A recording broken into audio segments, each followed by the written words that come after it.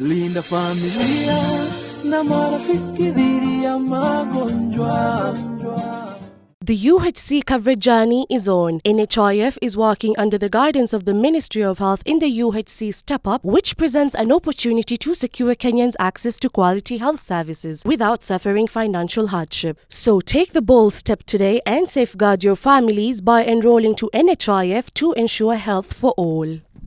How much does it really take to run a massive program like the universal health coverage? Today, here to discuss that particular dicey topic is none other than the Principal Secretary of the Ministry of Health, that is Susan Mochache. PS, karibu sana. Thank you very much. And yes, UHC, as you very well know, is a long-term investment. It's a journey.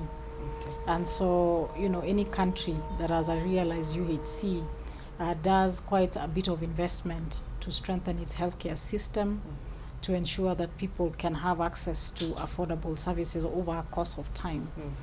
And so what we have done as a country, we have invested in strengthening our health systems in terms of the increased number of human resources that we have placed. We also increased the amounts of health products and technologies, those are medicines within the counties. And that's just one way of strengthening the system. However, we've now shifted to the more sustainable way of delivering UHC, which is offering an insurance cover for every Kenyan. And this is done by government basically just taking responsibility for those that cannot afford to pay for themselves. So when you look at it that way, then we have got 5.1 million poor households. So these are Kenyans who will never afford to pay for themselves, and government must step in to do it on their behalf.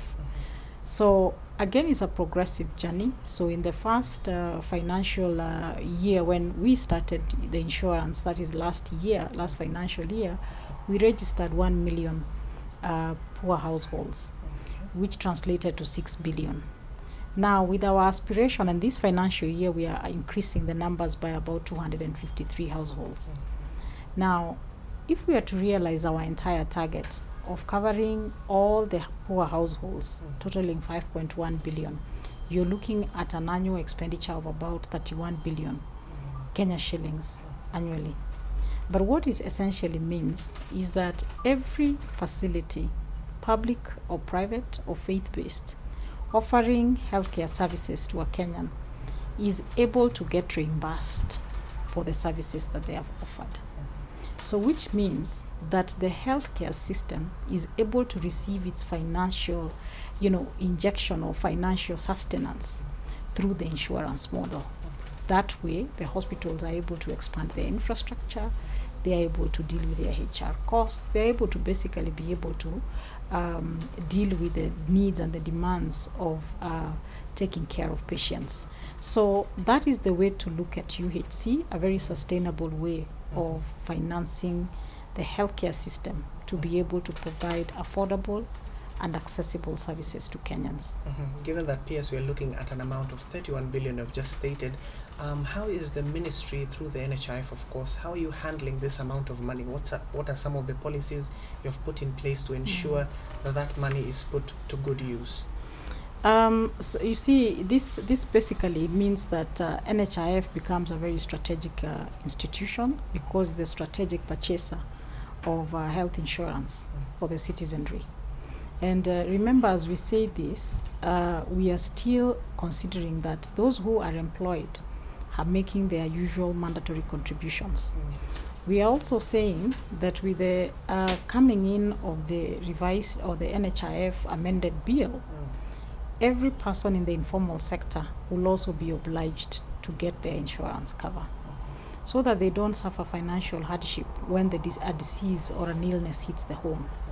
And it means, therefore, that NHIF is going to be a repository for huge amounts of resources, which has necessitated reforms that have already begun.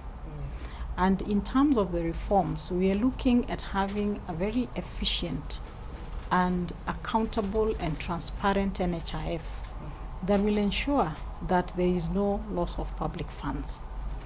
And part of the reform that is being undertaken right now is to make sure that, number one, the insurance scheme that is adopted for UHC is sustainable, so that we don't have schemes that basically cause us to have payouts, excess payouts than what the premiums are that we're receiving.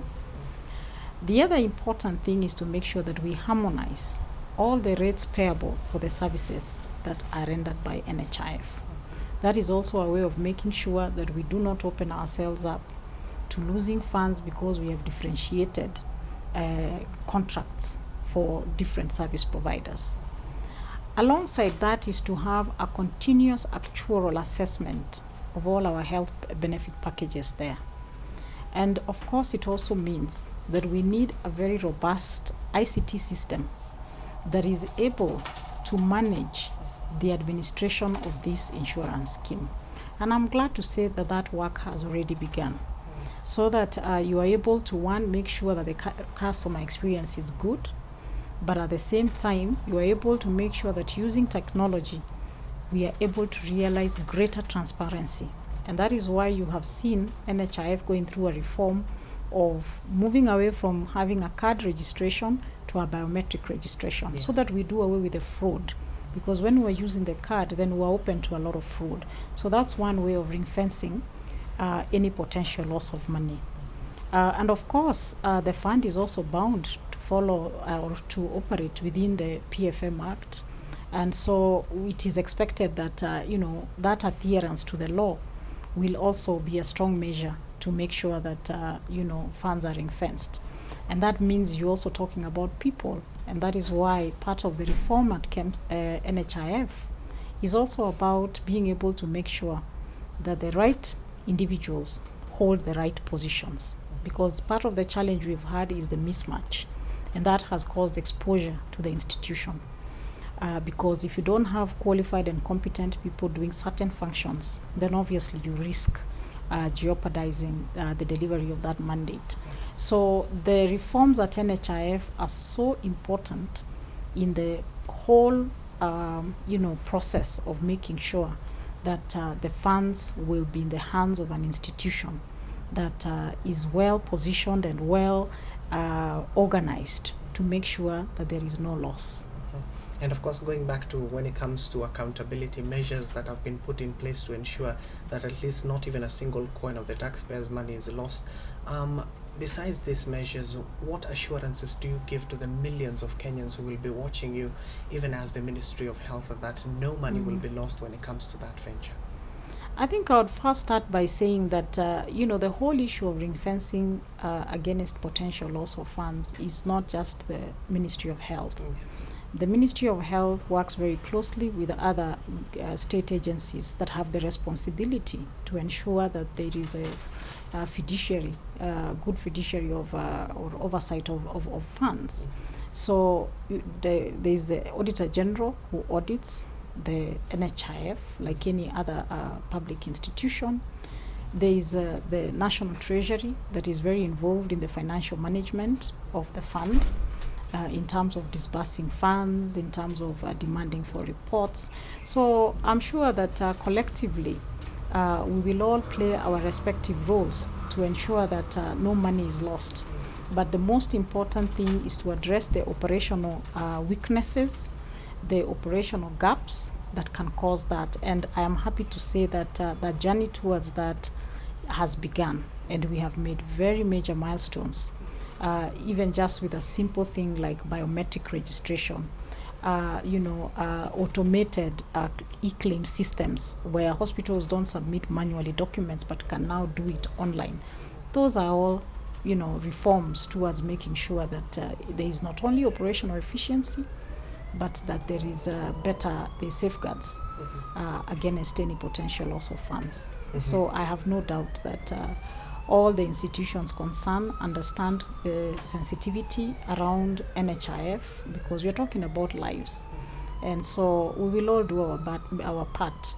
And of course, the board and the management also have a responsibility, which they understand very well, to stick to the fidelity of the law and run NHIF as per all the relevant provisions, and which are all intended for making sure that we use money prudently and without any losses. PS, you gave us a picture of how the UHC program has been since the start till today. We're looking at being a multi-sectoral thing.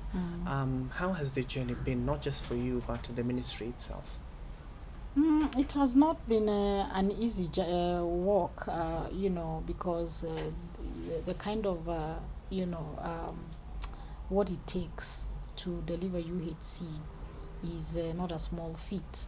It is a huge undertaking, but I am glad that through that multi-sectoral approach and, now going beyond the issues of NHIF, when you're talking about delivery of health services, you also have to look at the attendant infrastructure. Do we have water to the facilities? Do we have electricity to all our facilities?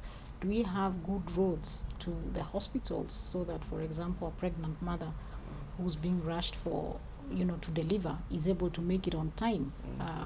And so we've also worked very closely with the ministries responsible for the other basic infrastructure.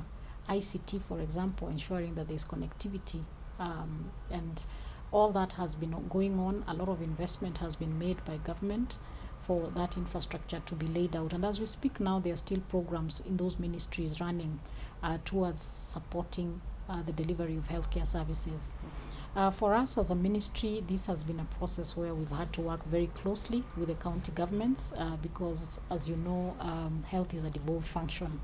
So we are just offering the stewardship, but the actual implementation in terms of really giving the service to the mwananchi is the work of the hospitals, both run by counties, our own national referral hospitals, as well as the faith-based and private sector.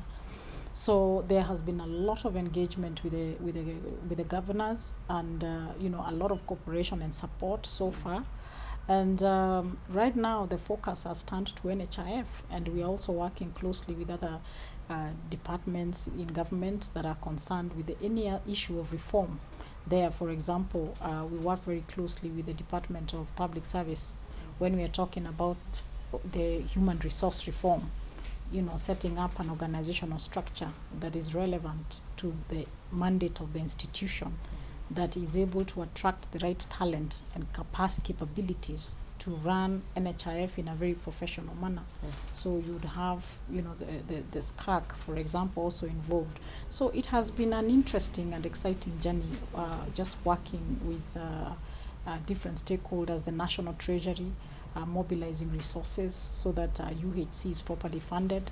And so far, I think we have made very, very significant strides, and certainly it will be one of the key legacies for this administration of His Excellency the President Uhuru Kenyatta. As we enter the final leg of this conversation, P.S., the other question will be, as all roads are really leading right now to Mombasa County, what should people anticipate out of that particular function, given that you'll be placing the cherry on top of the cake? What are people should they be looking at? I think two important milestones that we should be celebrating as a country, and which is what Mombasa should signify for us, is number one, the fact that we've been able to get the requisite amendments to the NHIF bill, and now the doors are open to allow everybody who can afford to pay for themselves to be able to get an insurance cover. That's a huge milestone for the country. And so subsequent to that, we will have regulations that are going to make sure that there's some enforcement, so that if you are being able to generate an income, you are obliged to first take care of your health. And we find innovative ways in which people in the informal sector can be able to make their contributions to the National Health Insurance Fund. So that's a big win. I think the second most important one also is the fact that the government itself has demonstrated its commitment by being able to register 1 million poor households across the country and availing to them healthcare at no cost. That's a big milestone. And looking at a target that we have to offer cover to 5.1 million Kenyans, you can already see, we are making, we are 20% of what we are targeting to reach in terms of investments made by government. And so the big culmination will be that those 1 million households can be able to walk into a facility and get treated. That person who perhaps had lost hope that they would ever, get a condition managed, can now walk confidently with their NHIF card to a hospital and finally get attention, medical attention. So that is what we will be celebrating, our journey and our progress so far. And of course, it will also be a point of reflection just to see how we have grown the health sector in terms of, our journey towards UHC, the thousands of additional bed capacity that we've added in the country, the many facilities that have also been set up, the amount of medicines that we have now availed within our healthcare system. So there will be a lot to celebrate because we are at a place that we have never been since the independence of our country. Mm-hmm. Na haya sasa tukimalizia, Katibu Mkuu, asante sana. Swala kuu sasa ni ujumbe gani unaweza wapa Wakenya pale nje ambao wanatuangalia sasa hivi? Ujumbe wako. Kwanza kabisa ni kuwaambia Wakenya wenzetu kwamba UHC ni mradi wa serikali ambao bado upo. Wengine labda wanauliza UHC ipo ama haipo. Na ningependa kuhakikishia kwamba UHC ipo. Na UHC ni safari. Sio mahali ambapo tutafika tuseme tumefika UHC. UHC ni mradi wa serikali wa kuhakikisha kwamba kwa utaratibu kila Mkenya anaweza kupata matibabu kwa bei nafuu na pia bila kuweza kuingia katika ama kupelekwa kwa hali ya umaskini kwa sababu ya kulipa gharama la hospitali ama la matibabu. Kwa hivyo ningependa kuambia Wakenya kwamba tumeanza safari hiyo ya kusaidia wale ambao hawajiwezi kulipiwa na serikali. Hivyo pia tumeweza kuangalia sheria zetu na kuhakikisha kwamba wale ambao wanaweza kulipa wanarahisishiwa uwezo huo wa kuweza kujilipia, ili mtu yeyote asiishi ambaye ana fedha na anapata mapato kila siku asiishi bila kuwa na ile insurance cover. Kwa hivyo huo mageuzo ya sheria kurahisisha hiyo ni kitu cha maana sana. Na vile vile kuambia Wakenya kwamba NHIF kama shirika ambalo litahusika kusaidia watu wapate matibabu ni shirika ambalo sasa hivi tunaangazia kuleta mabadiliko ya kuhakikisha kwamba litakuwa ni shirika ambalo kwanza linawahudumia Wakenya kwa njia inayofaa. Jambo lingine la muhimu sana kwamba ni shirika ambalo halipotezi fedha za umma, kwamba fedha zozote ambazo serikali itatenga katika kusaidia Wakenya kulipa gharama zao za hospitali, pesa hizo hakuna hata shilingi moja ambayo itapotea kwa sababu ya ufisadi au ufujaji wa aina yoyote. Kwa hivyo mabadiliko hayo yanaendelea. Mabadiliko ya kuhakikisha kwamba wale ambao wanafanya kazi katika shirika lile ni watu ambao wamesomea, zile kazi ambazo wanafaa kufanya, ni watu ambao wanaelewa ni nini wanachofaa kufanya, na ni shirika ambalo linaendeshwa kwa njia ya hali ya juu sana, ili tuone kwamba tumehakikisha iko very professional na inawahudumia Wakenya vilivyo. Kwa hivyo ndio ningependa kuambia Wakenya kuwapa ile assurance kwamba sisi kama Wizara ya Afya tutahakikisha kwamba vile tuwezavyo hakutakuwa na uporaji wa mali ya umma katika shirika hilo, na vile vile ile huduma ambayo Wakenya wangependa kupata wataipata kwa njia ya urahisi. Yes, your Swahili is 10 times much better than mine, but thank you so much. You have just put it eloquently, both in English and Swahili. Thank you so much. Yeah. And of course, I hope that puts your mind at ease on how much the Ministry of Health through NHIF will be spending on that humongous universal health coverage that will be important, not just for the people who are working under the ministry or NHIF, for you and I as well as the ordinary Kenyans. For now, goodbye. Linda familia na marafiki dhidi ya magonjwa.